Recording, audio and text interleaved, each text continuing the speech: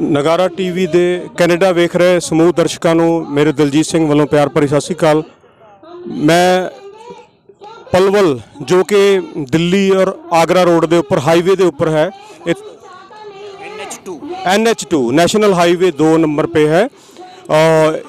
इस पे मध्य प्रदेश के किसानों ने मोर्चा संभाला हुआ है। सो पूरे भारतवर्ष के महबूब नेता, MP वालों के खासकर महबूब नेता जो कक्का जी के नाम से मशहूर हैं, उनका लाइव रिकॉर्डिंग भी आपने देखा। उनसे मैं चंद सवाल पूछूंगा। इनका इस जो भी आंदोलन है इसमें बहुत बड़ा योगदान है। कक्का नमस्कार। नमस्कार जी। आप जैसे कि आपने मुझे पता है कि आप शुरू से इस आंदोलन में डटे हुए हैं। जो पीछे भूतकाल में मध्य प्रदेश में भी कुछ आंदोलन हुए थे, उसमें कुछ किसानों की मृत्यु भी हुई थी, तब से आप सक्रिय हैं, बहुत देर से आप इस आंदोलन में हैं। पहले भी आंदोलन हुए, ये भी आंदोलन हुआ, इसमें और उनमें आपको क्या अंतर लगा?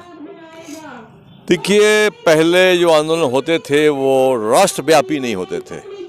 राष्ट्रव्यापी नहीं थे। हाँ। जी, ये संपूर्ण देश राष्ट्रव्यापी आंदोलन है। ये आज़ादी के बाद 73 सालों के बाद ये पूरे राष्ट्र का एक साथ आंदोलन है। ये आंदोलन ऐसा कभी नहीं हुआ है। आप मुझे भी महसूस हो रहा है कि मैंने जिस भारत के बारे में पढ़ा था कि ये एक बहुत ही एक अद्भुत देश है जहाँ बहुत सारी कम्युनिटीज़, धर्म, जाति, नस्ल के लोग प्रेम भाव से रहते हैं। मुझे खैर मेरी जीवन में मुझे वो देखने का मौका मिल गया। आपको कैसा अनुभव हो रहा है? अच्छा लग रहा है कि हमको भी लगता था कि मैं सन 71 से किसान संगठनों में काम कर रहा हूँ।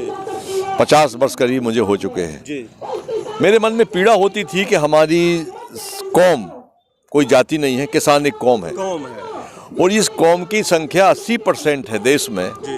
फिर भी इसकी कोई बात मानता क्यों नहीं है, इसकी बात कोई सुनता क्यों नहीं है, और ये पूरा कौम एक साथ कभी उठ खड़ी क्यों नहीं होती है, ये मेरे मन में सवाल था।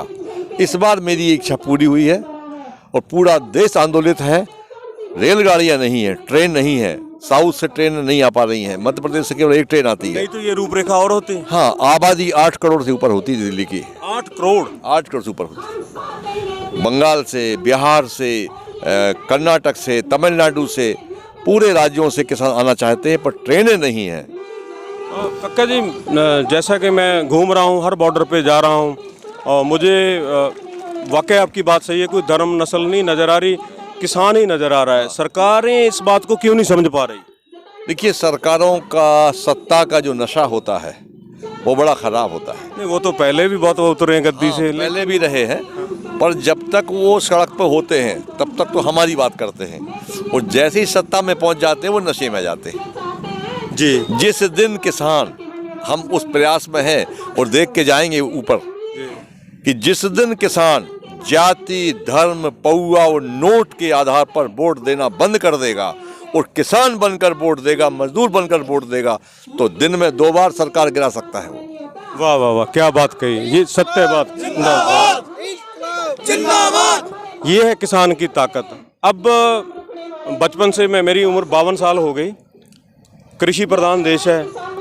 मैंने जो महसूस किया इसकी कोई कृषि नीति नहीं है और अब पावर में कोई कदावर नेता भी नहीं है। जब तक हम इसको अराजनीतिक रखेंगे, क्या भविष्य में ऐसा भी हो सकता है कि किसान खुद अपनी सत्ता बनाए? देखिए, जब तक ये नॉन पॉलिटिकल रहेगा तभी तक किसान की ताकत रहेगी। अरे वाह, अच्छा। हाँ, और अगर ये पॉलिटिकल हो गया तो किसान की ताकत वहाँ ख़त्म हो जाएगी। आज ताकत ख़त्म क्यों है? क्योंकि गांव बटे हैं, ये कांग्रेस का है, ये भाजपा का है, ये इसका है, ये उसका है, तो ये ठीक नहीं है। और आज 80% सांसद किसान के बेटे हैं, मगर फिर भी किसान के खिलाफ सारे नियम पास करवाते हैं। ऐसा क्यों है? इसलिए कि वो किसान नहीं बचते, वो किसान नहीं रहते, फिर वो किसान नहीं रह जाते हैं।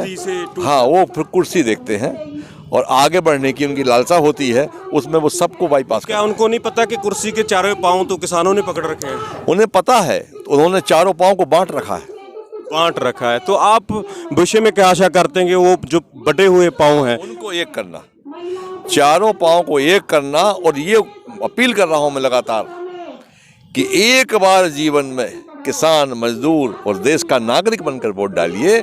जाति, धर्म, पौआ और नोट को त्यागिए, तब जाके लोकतंत्र आएगा। अभी क्या का लोकतंत्र है? विधायक खरीद लो, वोटर खरीद लो, सांसद खरीद लो, सरकार बना लो।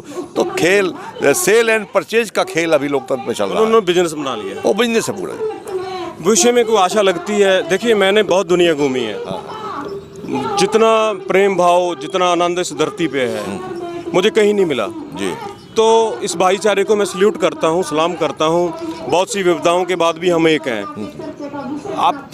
अब इस आंदोलन के बाद मुझे तो लगता है कि देश का कुछ ना कुछ बदलने वाला है। आपको क्या लगता है? जो बदलने वाला है, सरकारों को, आने वाली सरकारों को, वर्तमान सरकार को एक सबक है। सबक एक दूसरा, आगे अब कोई अध्यादेश या कानून ये अगर पास करने की सोचेंगे तो इनको 100 बार सोचना पड़ेगा। एक बार ये आपने दिखा दिया। ये दिखा दिया। अब ये आसानी से नहीं है कि आप, मोदी जी ने 18 कानून किसान विरोधी 6.5 साल में, 40 कानून मजदूर विरोधी, इसके अलावा 18 है। ये तो अध्यादेश, मुझे तो इन तीनों का पता था। नहीं है। हाँ। 18 कानून है। थोड़ा मोदी जी जब आए सत्ता में जी। तो 2 महीने बाद उन्होंने एक आदेश जारी किया कि गेहूं पर और धान पर जो सब्सिडी मिलती है किसानों को, वो बंद की जाए। ओके। तो पूरे भारत के सीएम को आदेश जारी हुआ, हमारी सब्सिडी बंद हो गई जी। उसके 6 महीने बाद उन्होंने एक प्रस्ताव पास किया। सब्सिडी जो बोनस के रूप में बोनस मिलती थी, वही सब्सिडी वो है। नहीं मिलता अब नहीं मिलता है। उसके बाद में फिर 6 महीने बाद एक लैंड बिल लेकर आए, भूमि अधिग्रहण कानून, जो पास नहीं हो सका। जो पार्लियामेंट में पास हुआ, पर राज्यसभा में राहुल गांधी ने इंटरफियर किया तो पास नहीं हो पाया। परंतु बैकडोर से उसको पास करवाया उन्होंने। हो गया। वो 20 राज्य हैं जो भाजपा शासित थे। 20 राज्य के मुख्यमंत्रियों को कहा कि लैंड चूंकि राज्य का विषय है, इसको आप लागू कर दो। वो हो गया। हाँ, हरियाणा में हो गया, मध्य प्रदेश में हो गया, पंजाब में हो गया। उस समय बीजेपी की गवर्नमेंट थी। बिल्कुल बिल्कुल। तो पास हो गया। अब 20 राज्य तो मेजर है ही है। तो आपकी बात से चक्का मैं आपको टोक रहा हूँ। मुझे समझ आया कि जो कृषि प्रधान पंजाब के जो नेतागण थे, जिनके साथ भाजपा की सरकार थी, श्रोमणी अकाली दल, इस हमाम में वो भी नंगे हैं। वो भी नंगे हैं। उनने पास करवाया इसको। और उसमें खास बात और ये तो उनके लिए बहुत शर्म वाली बात है। हाँ, ये उनके लिए निंदनीय है। और इसलिए मैं कहता हूँ कि अगर पार्टी में नेता चला जाएगा तो बदल जाता है। अब इसके बाद जो हुआ किस्सा, उसमें भी एक लॉ है कि हमारी जमीन को छीनकर, किसानों की जमीन को छीनकर कॉरिडोर के आसपास की और देना है उद्योगपतियों को। कॉरिडोर के? हाँ, कॉरिडोर, हाईवे, नेशनल हाईवे, इन सब के अगल बगल की जमीनों को लेने का उनका योजना है। इसमें जो खास बात यह है कि किसान कोर्ट नहीं जा सकता। मोदी जी के 18 कानून जो पास किए हैं उन्होंने, उसमें हर एक में आखिरी लाइन होती है कि नॉट अलाउड, आप सिविल कोर्ट नहीं जा सकते। नहीं, फिर ये डेमोक्रेसी का लफ्ज भी हटा देना चाहिए। धारा 226 संविधान की है, आईपीसी की है। धारा 226 से कहती है कि भारत के प्रत्येक नागरिक को कोर्ट जाने का राइट देती है वो। तो ये तो संविधान से ऊपर है। नहीं, फिर डेमोक्रेसी कहाँ है? वो जो इन्होंने प्रॉमिस किया था स्वामीनाथन रिपोर्ट का, वो तो खा गए पहले। स्वामीनाथन आयोग की रिपोर्ट लागू करेंगे, उसका बहुत विस्तार से मोदी जी ने भाषण दिया है। मेरे पास वीडियो है कि हम इसको लागू करेंगे। जब वो पीएम नहीं बने थे, आए तो लागू नहीं किया, तो हम लोग सुप्रीम कोर्ट में हमने केस दायर किया। सुप्रीम कोर्ट में दायर किया केस, तो इन्होंने एक एफिडेविट दिया कि हम ये लागू नहीं कर सकते। हमारे वकील ने पूछा उनसे कि भाई आपने तो घोषणा पत्र वादा नंबर 4 में लिखा है भाषण में, बोले हमने कोई एग्रीमेंट नहीं किया है, घोषणाएं तो होती रहती हैं। तो ये मैं तो समझता हूँ ये देश का दुर्भाग्य नहीं, लोकतंत्र पॉलिटिकल लोग। हाँ, दुर्भाग्य तो है ही है। मैं तो कई वर्षों से लोकतंत्र को खोज रहा हूँ, मुझे मिल नहीं रहा, कहाँ चला गया वो। अफसोस हुआ मुझे सर। हाँ, सच्ची बात है, यही है। और अब जैसे मैं देख रहा हूँ कि आंदोलन थोड़ा लंबा खिंच रहा है जी, लेकिन जोश बढ़ रहा है। तो अपने एक ताश की बाजी होती है ना, सीप खेलते हैं, तो कहीं सीप ना लग जाए। नहीं, आंदोलन में सूखी ना लग जाए। आंदोलन में सारे किसान संगठन के, संयुक्त किसान मोर्चा के एकजुट हैं। कल भी हमारी बैठक हुई थी, एक भी संगठन हमारे से बाहर नहीं जा रहा है। वो जो दिखा रहे हैं टीवी में कि वो एक वहाँ के संगठन ने हट गया, तो बिठाया उनने था 200 आदमियों को, वो उठा के ले गए मंत्री जी के पास और दिखा दिया ये उठ गया। तो ये फ्रॉड टाइप की चीज़ है। फिर खालिस्तान से जोड़ देंगे, फिर आतंकवाद से जोड़ देंगे, वो ये सब को जुटार दिया है। आंदोलन पूरी तरह अहिंसात्मक है और ना खालिस्तानी का है ना किसी का है। हाँ, ये है कि पंजाब अग्रणी है, पंजाब हमारे माथे की सिरमौर है और पंजाब के किसानों ने देश के किसानों को दिशा दी है। मैं पंजाब के तमाम किसान क्रांतिकारी सपूतों को सैल्यूट करता हूँ। अरे वाह, अरे वाह जी। कक्का जी, लास्ट सवाल है मेरा कि ये जो चेहरे देख रहा हूँ मैं, जो बुजुर्ग बैठे हैं, हाँ, इनको आजकल सर्दी में हम घर में हीटर लगा के बैठाते हैं, रजाइयाँ उड़ाते हैं, कंबल उड़ाते हैं कि इनको सर्दी ना लग जाए। हमारे जो माई बाप हैं उनको इनका कोई फिक्र नहीं है, उनके लिए कोई मैसेज? वो माई बाप है ही नहीं हमारे, तो क्या फिक्र होगी इनको? नहीं, अभी तो बने हुए हैं ना। बने हैं तो हम कौन मानते हैं इनको, और बैठे हो। जो नेशनल मीडिया है, जिनको गोदी मीडिया का लक़ब मिल चुका, हाँ। उनके लिए 2 शब्द। देखिए, ये कुकर मुत्ते की तरह होते हैं, ये बरसाती मेढक हैं। आज इसकी सरकार है तो इसके साथ है, कल उसकी सरकार तो उसके साथ में, इनका कोई जमीन नहीं होता।